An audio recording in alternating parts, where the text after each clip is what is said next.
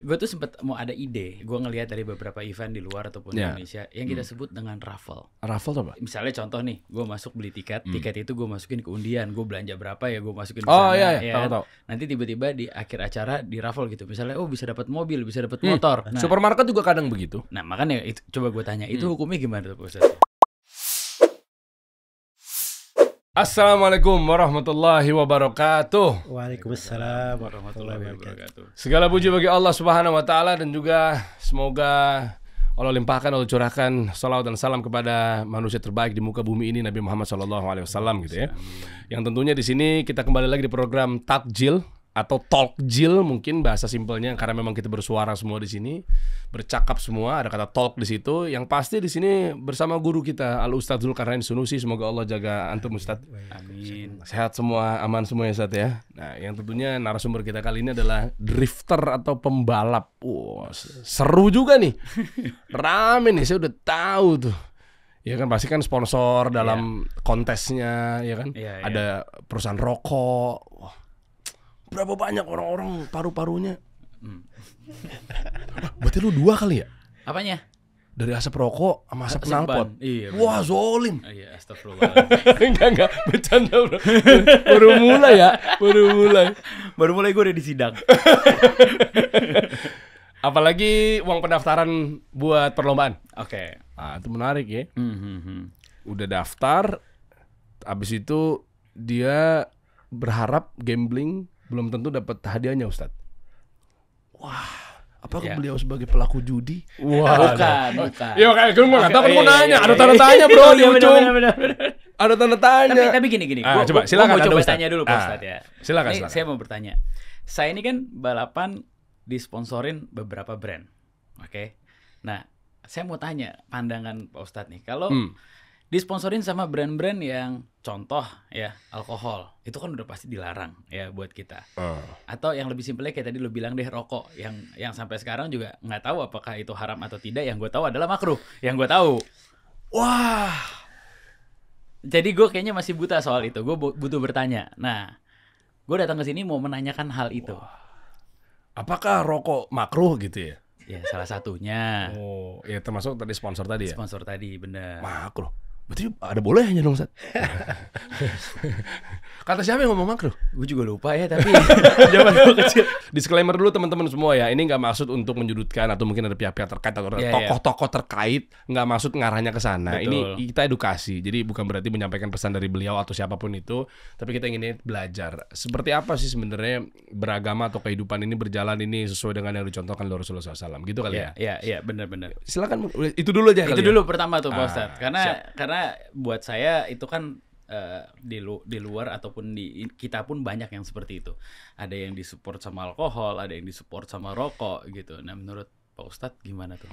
Silakan Ustadz, barakallahu fikum. Baik, bismillahirrahmanirrahim. Alhamdulillahirabbil alamin. Wassalatu wassalamu ala al-mab'uthi rahmatan lil alamin, nabiyina Muhammad wa ala alihi wa sahbihi wa man tabi'ahum bi ihsanin ila yaumiddin, amma ba'd. Jadi ini sudah banyak topik sebenarnya nih ya. Cuman saya mulai dulu terkait dengan masalah seputar perlombaan ya. Jadi sebenarnya ada hadits dari Nabi Sallallahu Alaihi Wasallam dijadikan oleh para ulama sebagai patokan hukum di pembahasan perlombaan. Hadits ini diriwayatkan oleh Imam Ahmad dalam Al-Musnad dan juga penulis kitab Sunan yang 4. Dari sahabat yang mulia Abu Hurairah radhiyallahu taala anhu, Rasulullah sallallahu alaihi wasallam bersabda, la sabaqa illa fi khuffin aw naslin aw hafir. Tidak ada perlombaan yang dipungut padanya biaya atau diambil padanya hadiah, kecuali pada 3 hal disebut. Ada bolehnya dong. Ya, ada yang diperkecualikan. Yang pertama adalah al-khuf, pada kendaraan pada hewan-hewan yang memiliki sepatu. Ya, di sini yang dimaksud adalah unta. Ya, kemudian yang kedua au naslin, atau pada runcing senjata tajam. Runcing senjata tajam itu penggunaannya biasanya pada tombak dan panah. Jadi boleh lomba memanah, lomba menombak gitu, melempar tombak atau yang semisal dengannya. Kemudian yang ketiga, hafir. Hafir itu juga sepatu hewan sebenarnya, tapi ini digunakan untuk kuda atau yang semisal dengannya. Itu disebut hafir. Jadi lomba berkuda kalau bahasa lainnya. Baik. Kenapa ada perlombaan? Perlombaan itu wajar, namanya manusia. Ya kan? Perlu permainan, perlu sesuatu yang dia menghibur dirinya. Itu lumrah, namanya tabiat manusia gitu. Cuman ketika perlombaan ini dipungut padanya biaya, atau pada perlombaan tersebut ada hadiah yang seorang berlomba-lomba untuk meraihnya, disinilah syariat kita datang memberikan ketentuan-ketentuan. Ya, sebab namanya perlombaan dipungut padanya hadiah, ya mungkin saja orang berlaku curang, ya kan? Mungkin dia untuk mendapatkan hadiah menghalalkan segala cara. Atau mungkin ada yang melihat bahwa ini potensinya besar nih, dijadikan sebagai perjudian. Ya. Oh iya. Sebagai ranah perjudian. Kan begitu kan? Betul. Dan namanya manusia, ya manusia kan ada yang di garis putih, ada di hitam, ada yang abu-abu. Ada yang abu-abu. Ya, jadi semuanya itu mendekati pada apa yang mirip dan dia lihat ada opportunity di situ, potensi untuk dia masuk gitu. Karena itu alhamdulillah dari keindahan syariat kita diberikan tuntunan. Jadi pertama, ketika Nabi berkata la sabaqa, tidak ada perlombaan. Apa makna tidak ada perlombaan? Iya. Apakah itu semua jenis perlombaan tidak boleh pada hukum asalnya, atau perlombaan tertentu yang dimaksud?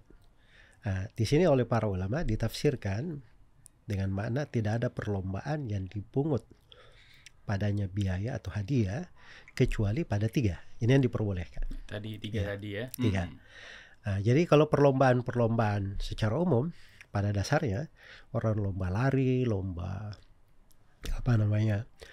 berjalan, ya, atau misalnya dia pakai perlombaan apa saja, tapi nggak ada hadiah di dalamnya, cuman meraih nomor 1 saja, 2 ini yang paling kuat. Itu nggak ada masalah. Tapi kan nggak seru ya. Itu nggak ada masalah, karena itu yang berjalan, nggak mungkin dilarang yang kayak gituan. Tapi ketika dia mengeluarkan biaya, di sini menjadi titik pembahasan. Sebab ini ada kaitannya dengan masalah qimar, masalah maisir, perjudian. Dan ini adalah hal yang dilarang di dalam syariat kita, karena dikatakan itu dari amalan syaitan, fajtanibu, tinggalkanlah hal tersebut. Iya. Dan telah datang hadits-hadits dari Nabi Sallallahu Alaihi Wasallam mengharamkan hal tersebut. Maka di sini saya berikan beberapa hukum ya. Jadi sekarang pertama dulu, ketika ada perlombaan yang diperkecualikan, perkecualiannya kan jelas tadi ya. Unta, memanah, lempar tombak, atau yang berpedang atau yang semisal dengannya. Kemudian yang ketiga, berkuda. Pertanyaannya, apakah cuman perlombaan ini saja yang boleh atau tidak? Yang dipungut padanya biaya, kemudian diambil padanya hadiah. Cuma ini saja, terbatas atau ini? Atau Nabi berucap seperti ini percontohan, apa yang semakna dengan ini masuk di dalamnya. Tolak ukurnya apa, Ustaz? Contoh apa enggaknya? Jadi sekarang begini ya, sekarang orang pakai kuda enggak ya? Berperang pakai kuda? Yang kuda. Ya enggak kan? Sekarang orang berperang pakai panah apa enggak? Enggak juga kan? Ya. Jadi kalau maknanya yang diinginkan di dalam syariat itu kan waktu itu berkuda, memanah, beronta dan semisal dengannya, itu dipakai untuk berjihad fisabilillah, untuk kekuatan negara, membela negerinya. Ya kan? Kan jelas maslahatnya. Baik. Sekarang orang-orang nggak pakai itu lagi. Jadi kalau dibilang pada jenis perlombaan itu berarti yang lainnya nggak boleh. Ternyata para ulama nggak memahami seperti itu. Yang mereka pahami bahwa itu percontohan mengandung makna. Apa yang semakna dengannya itu boleh. Ya, jadi kalau misalnya sekarang orang bukan lomba berkuda, misalnya mengendarai motor, yang dipakai berperang atau mengendarai mobil misalnya. Oh, kendaraan sama-sama kendaraan. Ya, sama-sama kendaraan, tapi yang dipakai ada kemaslahatan umum. Ini kayak contoh gue kemarin waktu gue umroh. Kenapa? Ya, Kenapa? Gue baru tahu kalau ternyata Syai itu boleh diganti pakai golf car. Gue baru tahu itu. Iya. Terus gue nanya kan, masa sih kok aneh banget? Karena katanya dicontohkan sama Rasulullah, dia pakai onta kalau saya nggak salah. Kendaraan. Nah, jadi katanya pemerintah situ ya memperbolehkan, dan memang ada ternyata pas kemarin di sana. Walaupun gue nggak pakai ya, tapi gue baru tahu. Gitu. Saya pakai kemarin. Saya baru tahu. Baik, itu pembahasan syariah ya. Kalau itu tema umumnya namanya hal-hal yang boleh dipilih atau boleh menggantikan. Nah, itu pembahasannya luas. Cuma itu sudut-sudut lain. Kita beda sudut di sudut tersendiri nih. Ya berarti kan tapi sebenarnya sama aja kan Ustaz. Yang boleh. Tadi contohnya adalah percontohannya kalau dulu orang pakai onta, mungkin sekarang boleh diganti dengan mobil atau motor, atau motor gitu. Nah, mungkin ini maksudnya Pak Ustadz tadi turunannya bisa ke situ. Tapi kalau misalnya kayak umrah itu tadi, memang Nabi pernah mencontohkan, itu kan alternatif pilihan. Kalau ini enggak, ini belum ada, enggak dicontohkan dulu, karena enggak ada motor waktu itu kan, enggak ada mobil waktu itu. Iya. Tapi maksudnya gini kali Ustadz, maaf dipotong. Kan Ibunda Siti Hajar kan jalan kaki menggunakan kaki beliau, berlari maksudnya ya, dari Safa ke Marwahnya gitu kan.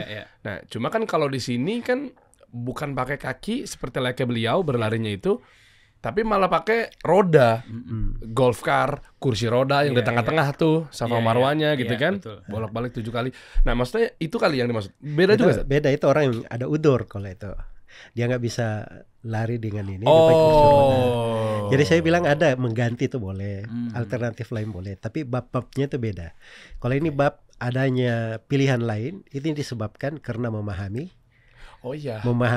rahasia syariat dan maksud pensyariatan. Kalau itu tadi adanya pilihan lain karena Nabi beri alternatif.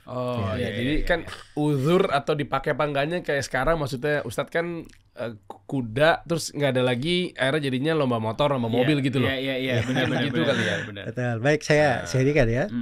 Jadi ya para ulama itu memahami bahwa ini perkecualian ini ada maknanya.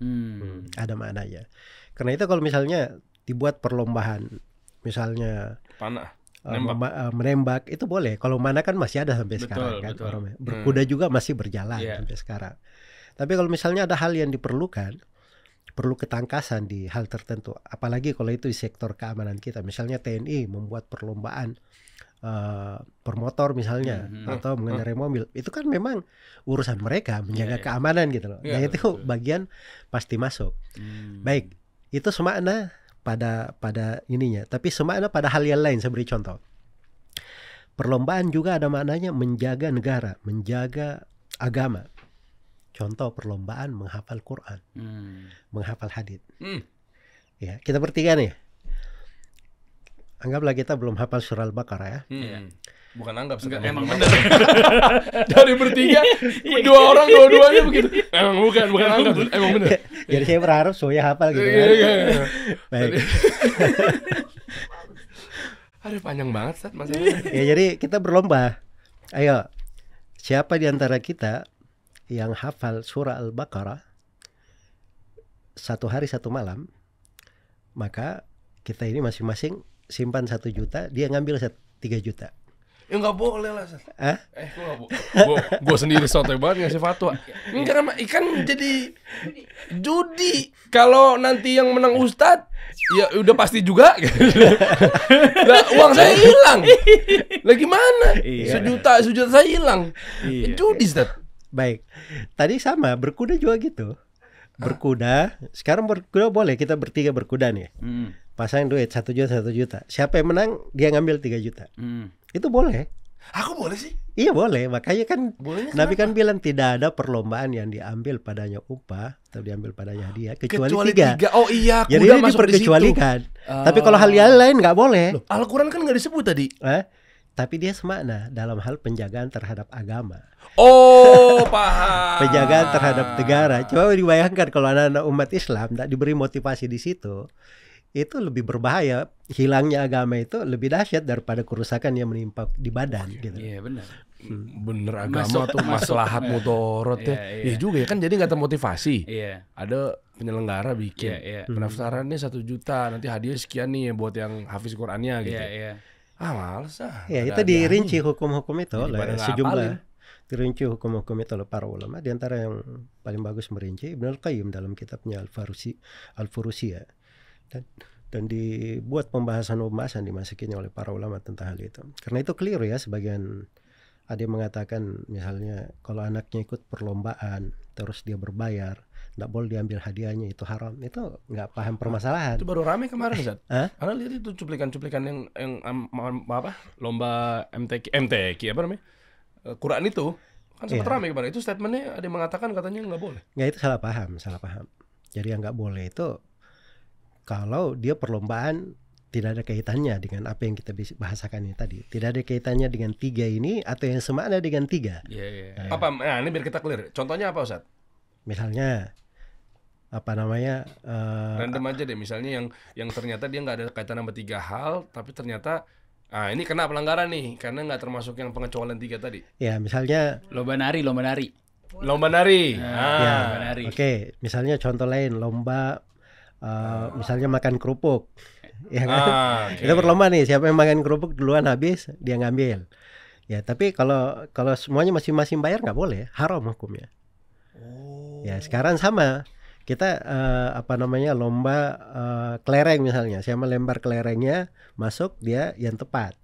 Ya, gitu kan? Dia yang dapat hadiahnya. Kalau sama masing-masing bayar itu haram, itu judi namanya. Karena judi itu definisinya apa judi? Judi itu kita masuk ke dalam suatu perlombaan, perseteruan, kita mengeluarkan biaya, mungkin kita dapat, mungkin kita tidak dapat. Nah, itu yang disebut judi. Spekulatif. Spekulatif, betul. Kalau gacha gimana, Pak Ustaz? Hah? Gacha kan kayak di Jepang gitu, masukin koin, lu nggak tahu dapat yang mana tapi tetap dapat Sama. Itu judi. Iya, yang Tapi banyak kan di dapat- mall-mall itu kan gitu, yang Iya. ambil boneka mall dia. apa sih namanya? Aduh, hampir mau nyebut merek Iya, saya. nggak, itu kan yang Apa namanya? ngambil. Yang ngambil boneka Kalau gitu. ngambil itu kan bisa gagal. Iya. Itu gue setuju judi. Sekarang kalau gacha kayak di Jepang kan, lo Itu yang masukin mana sih? koin. Kok gue nggak paham nih? Gacha apa sih? mesin koin yang di Jepang itu suka nanti kalau lo pencet lo keluar dapat sesuatu, cuman pilihannya ada dari nomor 1 sampai 5. Ini apa? Mystery box. Apa namanya? Semacam mystery Labubu. box. Ya semacam itulah. Labubu Ustaz. Ustaz pasti tahu kan labubu. Ya, cuman itu juga bisa jadi judi. Kalau dalam bentuk begini. Sekarang saya bayar 10.000. Pasti dapat hadiah kalau saya masukin 10.000 kan. Cuman hadiahnya ada yang 100 perak, ada yang 200 perak, ada yang Itu nilainya. ada yang 10.000, ada 20.000. Kan saya mau mungkin untung, mungkin rugi. Nah, itu judi juga namanya. Oh iya. Lo naro gacha berapa biasanya? Kemarin kayak gue misalnya Ini contoh yang misalnya ya 20.000 30.000 20.000 lah. Lah kalau lu dapatnya 1.000 Kan barangnya sama semuanya. Bonekanya doang, Pak. Iya, bedanya cuman gambarnya. Misalnya nih, kayak lu pergi ke Disneyland, ada yang Minnie Mouse, ada yang Mickey Mouse. Kan bedanya cuma Oke. 2. Tapi nilainya 20.000 itu. Ya gua nggak tahu. Kalau Harusnya udah jual sih bisa segituan, iya, sama harusnya semua kan modelnya gitu. sama. Nah, itu gimana tuh Sate? Ya, yang penting itu tadi ukurannya. Tapi kalau dia masukin, dia untung terus, nggak apa-apa. Yang dilarang kan dia mungkin untung, mungkin dia rugi. Kalau dia untung terus itu berarti hadiah dikasih sama orang. Iya. Misalnya bisa kalau rugi kan kayak lu mempertaruhkan sesuatu tapi lu bisa Value-nya kecewa. lebih rendah. Iya benar. Iya, benar. gitu. Islam Masya Allah ya ngaturnya ya. Jadi itu hukum-hukum jelas di ini di pembahasan. Seperti sekarang ya. Coba kirim SMS ke nomor sekian, akan ada undian mobil. Wah, lo tahu lagi. Iya. Ya, pertanyaannya, SMS-nya gratis atau berbayar? Bayar lah. Bayarlah, ke provider bayar. Jadi kalau dia bilang gratis, providernya siap bilang gratis, boleh, nggak apa-apa ikut. Karena gratis, nggak ada biaya. Itu artinya hadiah kan. Tapi kalau berbayar, itu judi. Kita mengeluarkan biaya, mungkin untung, mungkin Rugi. Ini menarik nih, Net. Gue menarik. Gimana? Gue tuh sempet mau ada ide. Ini baru idea ya. Gue ngelihat dari beberapa event di luar ataupun di Indonesia yang kita sebut dengan raffle. Raffle tuh apa? Yang lu undian siapa. Jadi misalnya contoh nih, gue masuk beli tiket. Tiket itu gue masukin ke undian. Gue belanja berapa ya gue masukin ke sana. Iya, ya. tahu. Nanti tiba-tiba di akhir acara di raffle gitu. Misalnya bisa dapat mobil, bisa dapat motor. Nah, Supermarket juga kadang begitu. nah makanya itu coba gue tanya, itu hukumnya gimana tuh Pak Ustadz? baik. Di situ termasuk titik silam pendapat dengan para ulama. Itu kan kita alami ya, kita ke swalayan kayak Iya. gitu. Tiba-tiba sudah bayar. Oh, Bapak belanjanya di atas 1 juta. Iya, betul. Dapat 5 kupon. Iya. Bapak sih tulis nama aja, masukin kotak situ, dapat Kotak undian. barangkali dapat mobil, Iya. dapat motor gitu kan. Ya, itu kata para ulama, itu ada silang pendapat, ada yang membolehkan, ada yang mengharamkan, dan ada yang merinci. Dan saya lebih cenderung kepada pendapat yang merinci ini. Jadi yang merinci ini mengatakan begini, kalau dia datang ke swalayan tersebut atau ke tempat tersebut, dia bukan untuk ikut undian, tapi memang keperluannya, dia perlu belanja, perlu apa. Begitu dia sudah bayar, ternyata dikasih kupon, akhirnya nggak ada masalah, dia pakai aja. Alhamdulillah. Alhamdulillah. Tahuan deh. Mama Ustaz kadang istri saya masukin aja. Kan Siapa kita juga tahu belanja, siapa tahu Iya, siapa tahu tiba-tiba Tapi dapat kalau mobil. misalnya kita lihat, oh di sini ada undian, di toko sana nggak ada undian, wah di sini aja deh kita undian lu belanja, aja. Ustaz? Iya, tapi dia kan sudah ngelihat mau ikut undian gitu. Niatnya. Iya, dia jadi ikut undian. Jadi itu mirip, dia beli sesuatu, ini keluarkan biayanya tuh dengan cara dia beli kan gitu. Iya. Iya. Ya, dia cara beli, mungkin dia untung, dia dihitung judi dengan seperti itu. enggak. Kalau tadi nggak ada pengaruhnya, kita murni hadiah. Kalau kita nggak tahu di situ ada undiannya. Iya, kita tahu pun tapi kebiasaan kita belanja di toko itu. Oh. Kita juga nggak ada masalah mau ada undian tidak undian dikasih kupon, kita nggak mikir belanja begitu dikasih ternyata dikasih. Memang pasti emang lu juga butuh juga. Iya, jadi sebenarnya gue tuh ada ide. Jadi setiap orang yang datang ke event gue itu kan mereka beli tiket. Lomba drifting nih. Iya, ya kan dia penonton nih. Ah. Nah, penonton itu tiketnya masuk ke kotak undian box lah. Oke. Gitu. Nanti rencananya gue mau bikin tuh yang menang dapat giveaway lah dari para dari sponsor-sponsor gitu. Mungkinkah motor listrik? Cakep. Mungkin apa? Nah, tadinya kita mau bikin kayak gitu. Rencana gue tuh tahun ini ada seperti itunya. Tapi bagus nih seorang Akbar Rais tidak buru-buru beramal Belum. sebelum berilmu. Makanya ditanyain dulu ke Ustadz. Gimana? Langsung aja kita Ya. clear.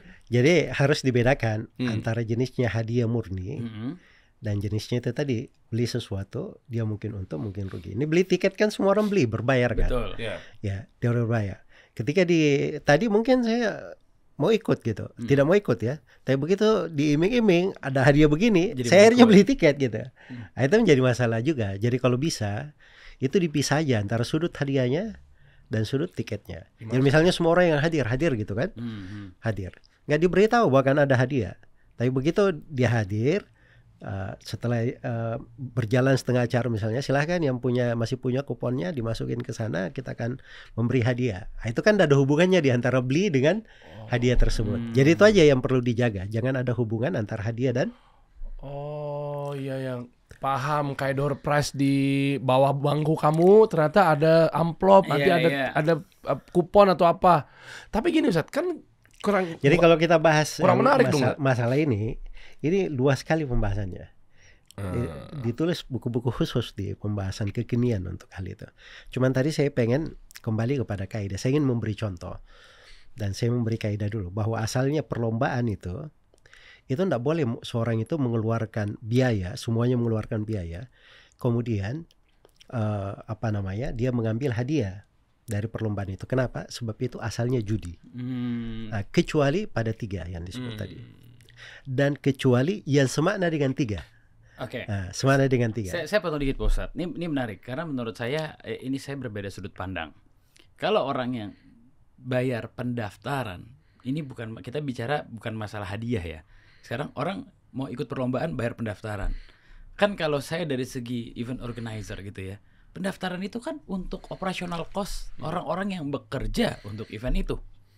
Ya kan? Tapi hadiahnya ada hadiah lain nih, misalnya dari sponsor A, sponsor B, sponsor C itu sebagai hadiah. Tapi uang pendaftaran yang nggak dipakai buat hadiah. Kalau gitu gimana?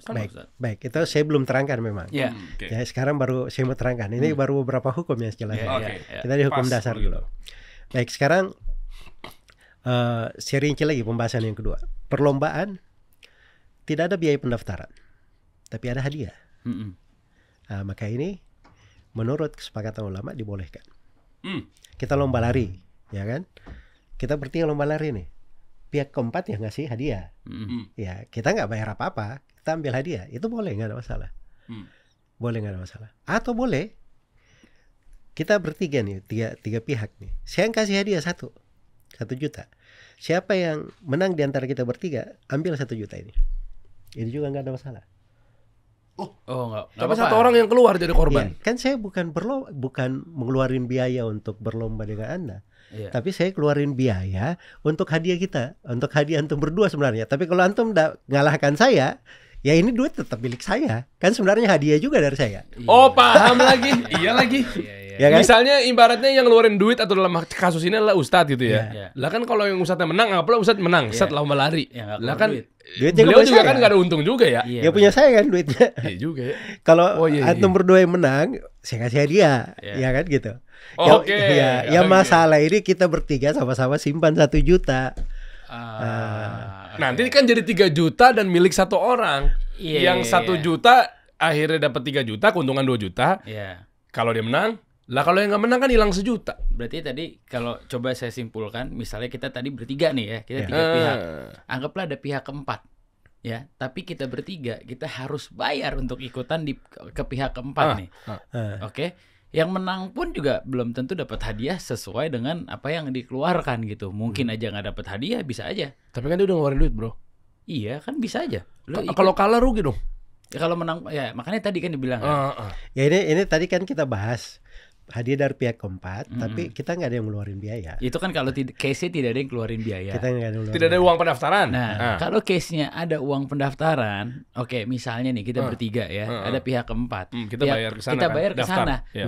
Daftar. Nah, tapi sebenarnya uang pendaftaran itu dipakai sama dia untuk, let's say, contoh misalnya, lo dibikinin baju buat air minum, package lah, starter package Oh, lah. kembali ke peserta juga ya? Iya. Nah, sekarang kalau itu kan nggak ada hadiahnya tuh, ya kan? Ya. Contoh lari deh. Simple, kita lari, lo bayar kan, bayar berapa gitu, terus lo dapat starter pack, dapat apa segala macam. At the end of the day di ujung lo dapat apa? Ya. Medali. Hmm. Sekarang pertanyaannya adalah medali itu berupa hadiah atau sebuah penghargaan? Wih, padahal bikin medali ada biaya dari Ada biaya, pendaftaran ya. benar. Ayo. Berat banget ya. jadi lebar kan. Nah, Ya jadi begini, kalau tadi kita ngeluarin biaya-biaya ya, terus biaya itu kita pakai sendiri, itu artinya kita nggak ngeluarin apa-apa, karena biaya itu untuk kita sebenarnya. Jadi kalau kita bayar ke dia, kita sendiri yang pakai, sebenarnya itu untuk kita, cuman melalui tangan orang membantu kita mengadakan hal tersebut.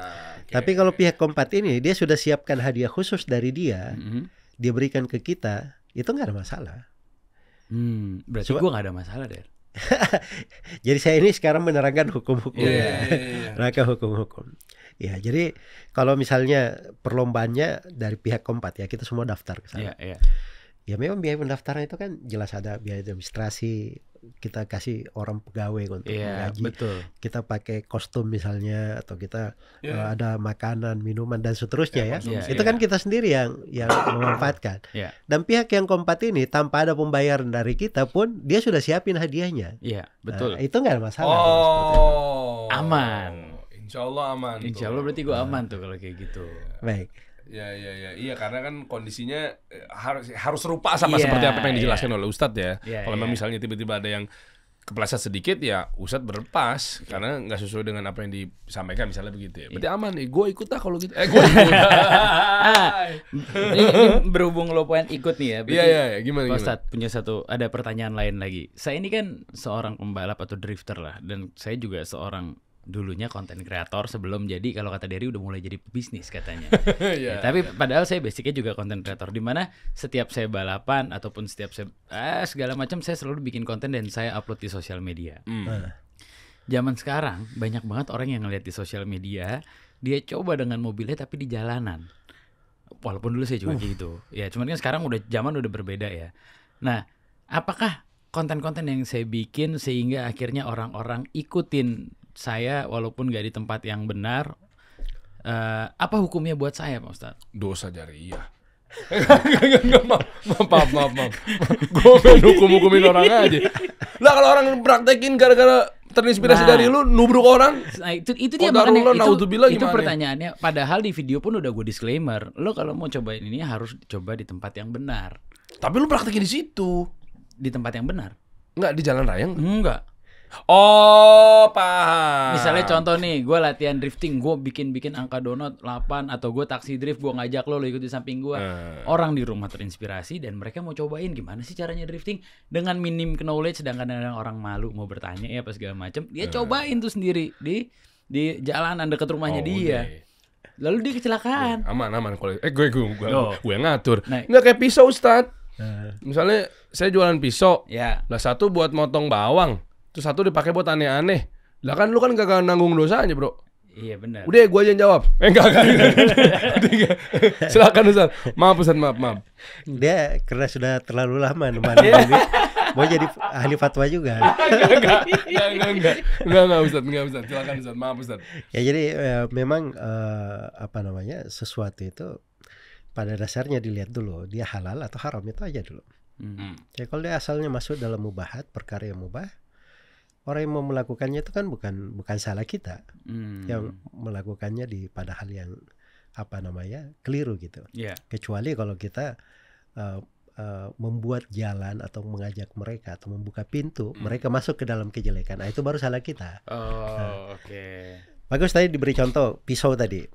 Pisau kan dasarnya orang datang ke, saya punya toko nih jualan pisau, macam-macam pisau saya. Kalau ada yang datang nggak mungkin saya tanya mau diapain pisau ini. Kamu mau bunuh orang apa enggak? Kagak mungkin kan.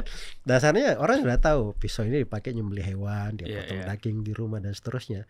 Tapi kalau misalnya datang orang mukanya merah ke toko saya, mukanya merah, terus dia sudah nengok di sana, tunggu sebentar ya, beli pisau itu Pak. Nah, ini kan saya nggak boleh jual sama dia, karena saya sudah lihat bahwa ini orang sudah ada potensi. Nah itu namanya kita ada kaidah umum dalam Al-Quran. Wa ta'awanu 'alal birri wat taqwa wa la ta'awanu 'alal itsmi wal 'udwan. Tolong menolong di atas kebaikan dan ketakwaan, dan jangan tolong menolong dalam dosa dan permusuhan. Iya. Jadi pada dasarnya kalau dia mubah, itu nggak ada masalah sepanjang kita tidak ikut tolong menolong dalam dosa dan permusuhan. Kalau ada yang menggunakannya salah, itu urusan dia. Apalagi kita sudah beritahu bahwa ini harus digunakan di tempat yang benar. Betul. Ya dari sudut manfaat juga kan sebenarnya jenis keahlian yang seperti ini kan diperlukan ya pada kondisi-kondisi tertentu. Apalagi kalau dia di kondisi genting misalnya, aksi penyelamatan, atau kalau misalnya di hal yang lebih ekstrim lagi, misalnya terjadi perang, ya memang yang punya keahlian seperti ini yang dicari gitu lah. Bukan orang yang baru masuk gigi 1 sudah berhenti mobilnya. Itu kayak gue tuh banget tuh kalau kopling yang ketinggian ya. Atau kedalaman. Boleh. Bisa berarti. Dan bagusnya untung lu disclaimer di depan kan. Iya, gue ingat selalu ya, disclaimer harus di tempat yang benar atau mungkin dilakukan oleh orang profesional gitu kan. Iya, biasanya itu pun selalu gue lakukan walaupun gue kolaborasi. Contoh kayak sekarang kan gue bisa dibilang angkatan yang udah lumayan lewat ya. Maksudnya sekarang bukan anak-anak muda lagi gitu. Means like kalau gue kolaborasi sama anak-anak muda yang lagi happening sekarang, gue pasti selalu bilang, tolong ketika lo melakukan ini, tolong lakukan di tempat yang tertutup dan dipantau dengan yang profesional gitu loh. Itu. Karena gue selalu disclaimer kayak gitu, karena ya jujur aja setiap banyak nih gue jadi sedikit cerita nih. Jadi Ustaz ya, setiap ada berita viral ya, ada mobil-mobil yang ngedrift di jalanan terus nabrak, gue tuh di tag orang mulu. Wah, iya bener. Selalu gue di tag orang mulu. Ya buat gue tuh jadi marketing gratis ya, gue bilang ya, kalau lo nggak mau kayak gini belajar di sekolah gue gitu. Iya mantap. Oh iya, lo ada sekolah ya? Iya, tapi lucunya semuanya, walaupun kecelakaannya bukan kecelakaan karena ngedrift, gue tuh yang di tag gitu loh. Ya karena lu kan bapak drifter nasional. Iya itu dia, makanya gue mikir. Makanya itu dia. Jadi sebenarnya ada positif dan ada negatifnya juga. Gitu. Seorang Om Rifat Sungkar aja cerita sangat mengapresiasi dan mengagumi lu punya keahlian. Makanya dia selalu bilang kan, guru tetap jadi guru, tapi murid gue bisa jadi jenderal. Gitu. Oh iya. Oke, terakhir Akbar Rais, coba. Lu mau nanya apa ke Ustaz? Tapi mudah-mudahan sih tadi yang sponsor juga kayaknya belum sempat kejawab. Oke. Bukan kejawab, maksudnya belum dilontarkan secara resmi. Jadi sebenarnya ini contoh yang tadi pertanyaan yang awal ya. Iya kan, ini yang lu bilang rokok makro itu loh bro. Iya. Boleh nggak sih misalnya kayak seorang gue disponsorin oleh alkohol ataupun rokok. Nah kan ini. Sementara lu juga nggak minum ya? Gue nggak minum. Bukan buat lu juga? Bukan buat gue juga. Bisa boleh. Bisa boleh. Nggak tahu sih. Iya. Jadi gue alkohol bukan gue nggak minum, tapi literally memang bukan peminum. Ya gue juga nggak terlalu suka dengan alkohol. Dan rokok somehow gue juga udah meninggalkan rokok konvensional. Gitu. Nah, makanya gue mau tanya nih, hal kayak gini nih, apakah maksudnya halal atau enggak? Kalau alkohol sih gue bisa jawab kayaknya udah pasti enggak ya, karena di agama kita kan udah pasti dilarang ya. Nah kalau rokok, ya betul. ya ini pertanyaan yang menurut gue juga dulu nih, penting ambil nih. kopi dulu kita nih. Berat pembahasannya kopi nih buat nemenin rokok. Nemenin rokok nih. Nemenin obrolan, maaf. Jadi tadi saya sudah sebut ayatnya sebagai kaidah dasar di situ. Wala ta'awanu 'alal itsmi wal 'udwan. Jangan tolong menolong di atas dosa dan permusuhan. Sebenarnya itu kan dia mensponsori kita, sudut marketing dia kan, ada keperluannya. Itu kan kita tolong menolong namanya. Betul. Iya. Nah itu tidak boleh di dalam dosa dan permusuhan. Minuman keras itu kenapa diharamkan? Karena disebutkan dalam Al-Quran dengan nas Al-Quran, ithim, dia adalah ada dosa. Terus disebutkan dia permusuhan, membuat permusuhan di tengah manusia. Bahkan minuman keras itu disebut oleh para ulama sebagai ummul khaba'ith. Pokoknya segala keburukan. Sebab dari minum khamar ini dia bisa jatuh dalam dosa lain, bisa jatuh dalam dosa lain, bisa jatuh dalam dosa lain. Lu gara-gara lo mabok, lo berantem sama orang, mencelakain orang gitu. Ya, kadang membunuh. Iya benar. Iya. Jadi ada satu kejadian ya belum lama ini, ada orang yang minum khamar. Naudzubillah, setelah itu dia pulang ke rumah tidak sadar, dia menodai keluarganya sendiri, maksudnya dari mahramnya. Jadi setelah dia sadar, dia kayaknya saya berbuat hal yang salah gitu loh. Dia paksa, saya berbuat apa? Akhirnya karena dipaksa ngaku ya bilang, kamu semalam berzina dengan saya, ibunya gitu. Disebabkan karena kamu mabuk. Akhirnya itu membuat dia terpukul sekali. Dia bunuh diri akhirnya. Ya. Sudah dari minum khamar, berzina, bunuh diri, dosa semua.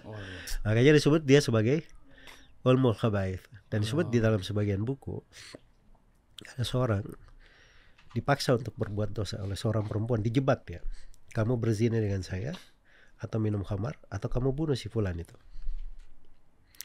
Enggak, saya enggak mungkin berzina, membunuh enggak mungkin. Saya minum khamar aja.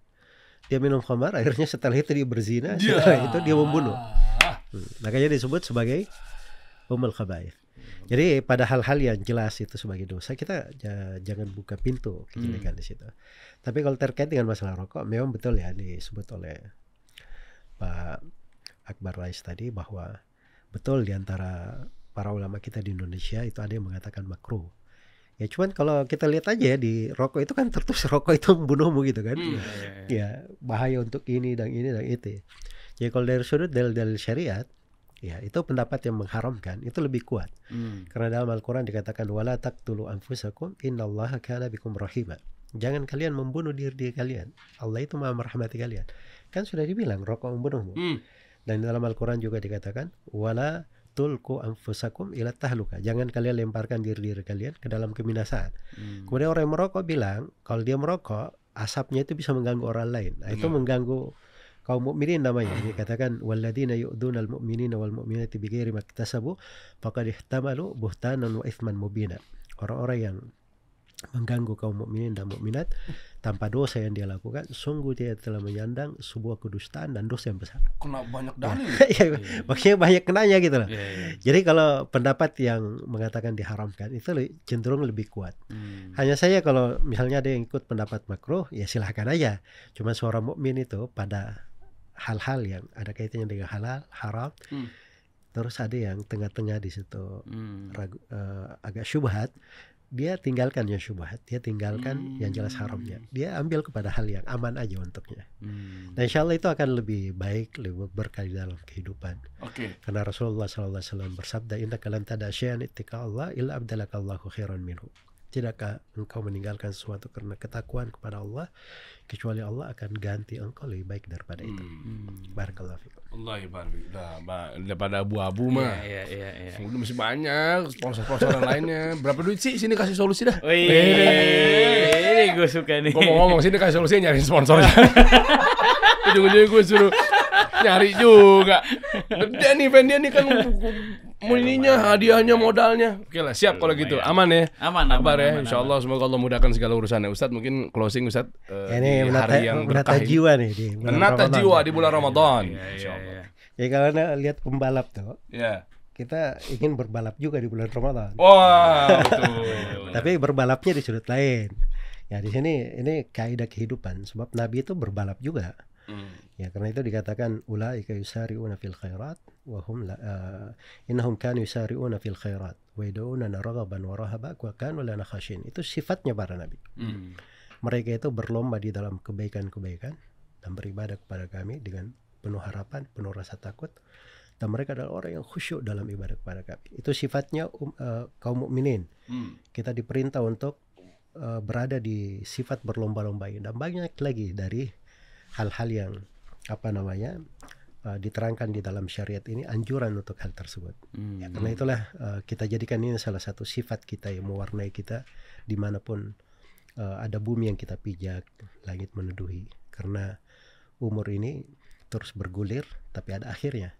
Sedangkan lembaran-lembaran catatan amalan juga akan terlipat, dan kita semua perlu untuk bekal yang kita bawa menghadap kepada Allah. Semoga Allah memudahkan kita semua di atas kebaikan. Wallahu a'lam. Masya Allah, bagus sekali kata-kata di penghujung. Kita harus berlomba-lomba. Ya kan, berlomba-lomba. Keren. Gue boleh nggak nanya satu lagi? Oh, terakhir banget nih. Udah deh. Dikit ekstra 1 menit. Ya boleh lah. Ya udah, sembari ntar gue siapin hadiah buat lo lah. Karena lo membantu yang nonton juga. Oh, gitu ini ya? Gue siapin nih.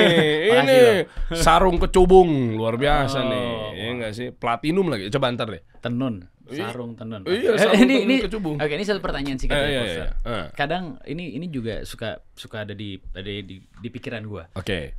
Ada orang yang rajin sholat ya, tapi tidak pernah membantu orang lain, tapi bikin susah orang lain. Oke.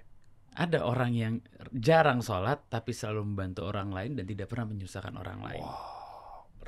Kalau ada di antara dua pilihan itu, mana yang lebih baik, Pak Ustadz? Sorry nih pertanyaannya agak berat, tapi itu selalu ada di otak gua. Enggak, sebenarnya nggak ada pilihan ya di situ untuk. Kalau kita sih bukan pilihan ya, kita kerjakan yang benar gitu. Itu apa emang? Ya kita sholat, ya kita rajin berbuat baik juga, dan rajin membantu orang juga, kan begitu harusnya. Tapi kalau misalnya kita lihat pertanyaannya di mana di antara dua orang ini yang paling baik? Iya. Ya. Jadi kebaikan itu ada namanya amalan yang merupakan pokok yang membenarkan yang lain. Jadi kayak rumah ya, kita nggak bisa bandingkan pondasi dengan atap. Oh iya. So kalau nggak ada pondasi, gimana bisa ada atap? Iya betul. Sedangkan sholat itu tiangnya agama. Tiangnya agama. Kalau rusak sholatnya, walaupun dia menyambung silaturahmi, dia juga berbuat baik kepada manusia, ini bisa-bisa gugur gara-gara pondasinya nggak ada. Ya. Jadi memang harus dilihat, sholat itu diagungkan dan dibesarkan di dalam agama, diulangi dalam puluhan bahkan banyak sekali ayat serta hadits ditulis oleh para ulama, buku berjilid-jilid khusus menerangkan keagungan sholat. Jadi itu rukun kedua lagi dari agama setelah syahadat. Ya, jadi memang cara memandangnya harus kita selalu memandang akan besarnya dan keagungan sholat, tanpa kita tentunya selalu berharap ya saudara kita walaupun misalnya dia ada kekurangan di sini, tapi dia melakukan perbuatan-perbuatan baik, kita berbaik sangka bahwa suatu hari perbuatan baik dia ini akan membantu dia untuk menutupi kekurangan di sini. Ya kita selalu memandang dengan pandangan yang optimis, berbaik sangka, dan mendoakan kebaikan untuk saudara kita. Oke, Masya Allah. Tobat berarti banyakin sholat, tobat, atau segala macam baru membantu kebaikan. Betul. Kosong ya. Tiang, sholat itu tiang agama. Kosong, ke tiang. Kita genggam. Sholat berapa waktu sehari? 5. Ada 5. Digenggam, dilepas satu-satu. Nggak sholat subuh, nggak sholat zuhur, nggak sholat asar. Berarti minimal 2 dong. Nggak gitu. Gue udah kira lo mau sholat tadi. Gak sholat maghrib, gak sholat isya. Iya, lepas jatuh. Bahaya. Tapi itu nggak ada dalilnya ya. Saya cuma contohin aja Ustaz ya. Nggak ada maksud. Ya, contoh aja. Udah. Ya, itu malah contohnya nggak tepat. Ulang kalau gitu nggak usah dibahas ya. Saya mau filosofian biar kelihatan keren aja Ustaz. Ya, nggak begitu sebenarnya ya? pendekatan, tapi maaf. tidak menjelaskan hakikat sebenarnya. Maaf. Jadi kalau Nabi itu pernah bilang, "Man taraka salat al-asar habita amalu." Siapa meninggalkan sholat asar, batal seluruh amalannya. Itu satu sholat yang dia tinggalin. Tuh, Kan? Jadi nggak asar. Tadi asar di mana ya? Sini nih. itu. Tuh. Oh yes. Padahal udah batal nih. Tapi masih kepegang tiangnya, Ustaz. Jadi mungkin kalau dikasih contoh gini nggak apa-apa. Cuman dikasih cincin mengaitkan bersama gitu. Jadi kalau lepas satu, lepas semuanya gitu. Oh. Itu contohnya. Iya, Iya, mata gue benar-benar. bilang, enggak, udah Iya. bukan, enggak jadi. Dia udah bilang tadi, tangan gua kosong. Gua udah berpikir dia mau sulap loh.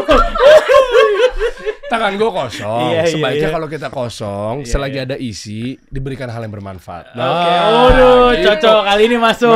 Masuk dong kali nih, ini. isi yang bermanfaat ini. Iya. Dari gue kosong kan gue nggak Iya, bisa iya. ngasih apa-apa nih. Iya, iya, Pas iya. ada isinya. Apalagi ini Allah. adalah sarung kecubung selalu jadi tradisi sejak tahun 1966. Menghadirkan sebuah keindahan karya seni tradisional bermutu tinggi. Nah, makanya pas, kecubung always be tradition. Ini buat Oke, lo. thank you. Kadia, dibuka dong. Iya dong. Iya, nah. Jadi alhamdulillah nih dapat sarung nih. Iya. Kebetulan Pas saya kan? sekarang udah mulai rajin sholat. Nah, hati-hati, asar lu Iya, makanya tinggalkan, bahaya. hilang semua loh. Bah. Jadi jangan lo contohin itu lagi. Jangan contohin, jangan contohin. Maaf ya, saya jadi kayak Pak Mario Teguh jadi nggak jadi, maaf. Kalau sponsornya tampil kayak gini terus di apa namanya di Perlombaan. di perlombaan Iya, cocok gak ya kira-kira? Cocok Iya, nggak? Cocok dong. Cocok bisa kan? Biar Bisa. pesertanya nggak Jadi, sholat gitu ya. Orang yang datang ngelihat, wah gue belum sholat Tuh. nih, ada sarung kebetulan. Gitu. Kecubung, Pak Halim, ownernya. Pak. Tuh Pak, pas, udah kebutuhan dana 50 miliar. Nanti Iya. 40 miliarnya ke saya dah. Siap. Ini buat lu pakai. Terima kasih ini tarawehan, buat bro. sarung Kecubung? buah kecubung. Iya, betul. Bener sarung kan? buah kecubung. Sarung buah kecubung. Ya, insya Allah saya pakai. Iya. Kebetulan alhamdulillah udah mulai rajin sholat. Jenggot udah mulai tumbuh. Ntar saya potong lagi. Jangan. Itu sunnah yang bagus. Oh, gitu ya? Iya. Oke, siap. Ya, insya nanti kita berkabar di tarawehan bareng ya, Bro. Iya dong. Siap Insya kalau Allah gitu. boleh. Terima kasih Ustaz juga ya. makasih.